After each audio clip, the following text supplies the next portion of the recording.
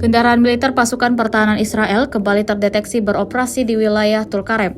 Terbukti dalam sebuah video yang ramai beredar di aplikasi pemesanan Telegram pada Kamis 29 Februari 2024. Pada awal rekaman menampilkan sejumlah kendaraan yang melintas di jalan dalam keadaan yang aman-aman saja.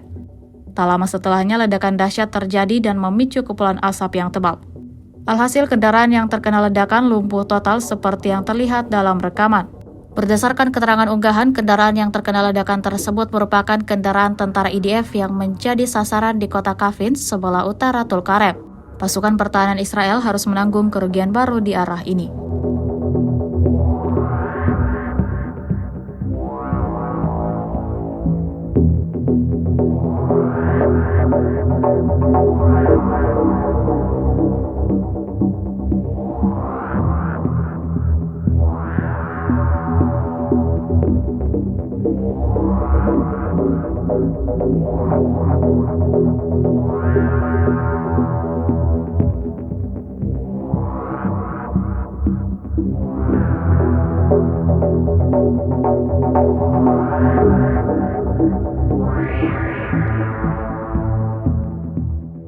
Download Tribun X sekarang, menghadirkan lokal menjadi Indonesia.